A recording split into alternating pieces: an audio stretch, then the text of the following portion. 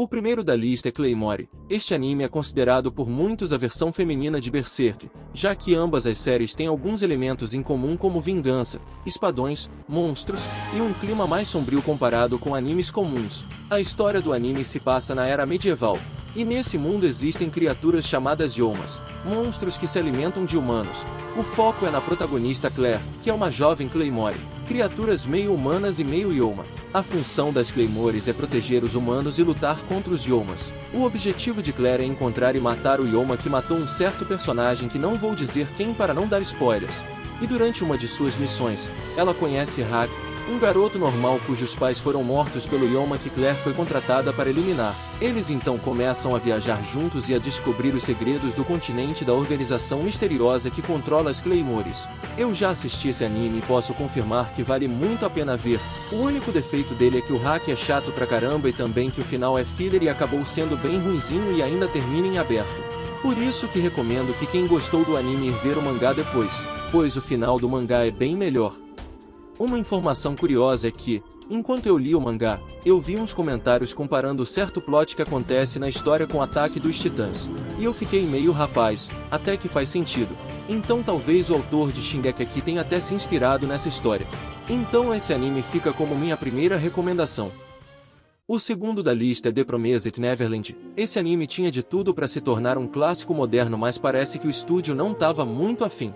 A história é sobre uma criançada que vivem uma vida feliz em um orfanato sendo cuidadas por uma mulher chamada Isabela.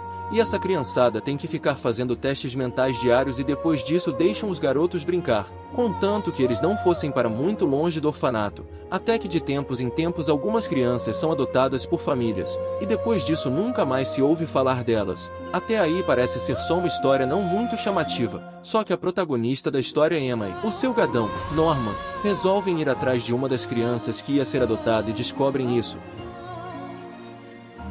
A partir daí não vou dar spoilers, mas a história vira um negócio tipo Death Note, várias batalhas mentais. A primeira temporada é muito boa, recomendo muito. Infelizmente o anime ganhou uma segunda temporada com uma qualidade questionável. Pularam diversos arcos do mangá e a animação também caiu de qualidade e ficou um negócio que praticamente ninguém gostou. Sério, até quem não leu o mangá. E todo vídeo de review da segunda temporada desse anime que você for pesquisar vai estar falando mal da segunda temporada, mas pelo menos a primeira temporada fica de recomendação. Terceira da lista, Gundam The Witch from Mercury. Esse anime é bem recente, terminou na temporada passada e é o primeiro Gundam a ter uma protagonista feminina. Eu tenho meus problemas com esse anime. Eu fiquei com a impressão que alguns personagens morreram rápido demais e algumas partes ficaram meio confusas. Eu gostei da primeira parte e achei ela bem fechadinha, mas na segunda parte do anime eu já não entendia quase nada. Pode ser que eu seja burro? Pode, mas acredito que não seja o caso. Espero. Bem, falando da história, ela tem como protagonista Suleta Mercury, que conseguiu entrar em uma escola de tecnologia, o que era um sonho dela, pois ela não gostava do lugar onde morava. Ela queria viver uma vida de adolescente comum e fez até uma lista sobre coisas que queria fazer. Nessa escola onde ela estava estavam os filhos de uns ricos, e um desses era Miorine Rembra, a filha de um dono de uma empresa zica das galáxias, e por algum motivo que eu não me lembro, quem vencesse um duelo de mobile ou suits com o Holder, viraria o noivo da garota. A partir disso a Suleta acaba caindo em um desses duelos e vence e assim se torna o noivo da Miorine.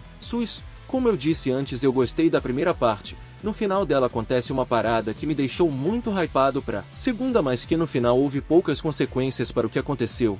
Eu esperava uma mudança radical para a segunda parte do anime, mas ela acabou não vindo. Eu acho que o ponto mais forte da segunda parte é a morte de alguns personagens que eu achei que não aconteceria. Mas como eu disse antes, esses personagens não foram muito desenvolvidos e eu acabei não sentindo a morte deles. O que chocou mais foi o efeito surpresa mesmo. Apesar dos problemas, eu acho um anime assistível para quem gosta de mechas e quer ver um anime bem animado. Sério, a animação é muito boa. E eu acho que é um dos poucos animes atuais que fazem os mechas em 2D.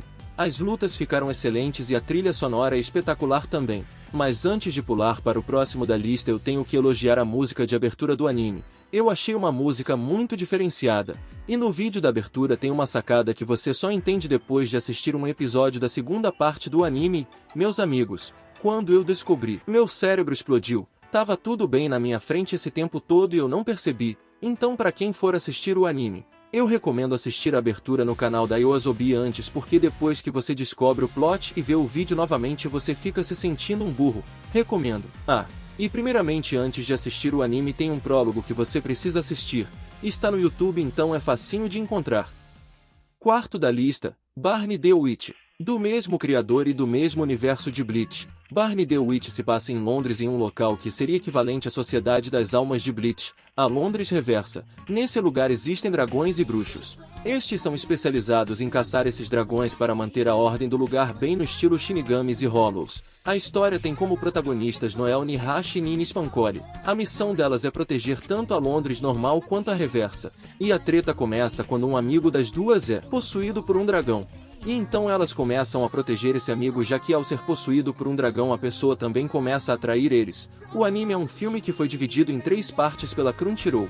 O legal de Barney the Witch é que normalmente esse tipo de anime sempre tem um protagonista masculino, mas incrivelmente, nesse, as protagonistas realmente são as garotas. Então para quem quiser ver um anime com uma pegada mais shounen, mais protagonistas mulheres, esse pode ser uma boa. O anime é adaptado do mangá, que só tem 5 capítulos e depois foi pro limbo por alguma razão, que eu acho que foi porque o criador da obra, Tite Kubo, tá fortemente envolvido na produção do arco final de Bleach. Ele deve estar muito ocupado para continuar a obra. Mas eu acredito que assim que o anime de Bleach acabar, Barney the Witch deve voltar.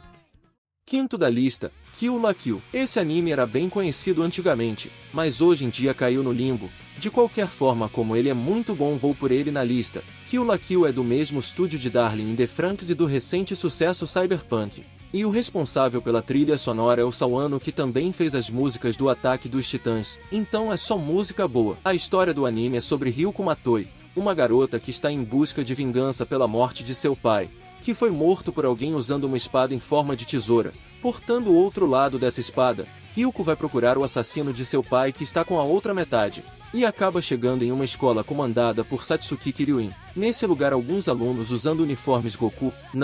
Não tem nada a ver com o Goku, esses uniformes aumentam as capacidades físicas dos usuários. E quando a Ryuko tenta arrumar confusão na escola, ela toma uma surra, e depois de um tempo ela conhece Senketsu, um uniforme falante.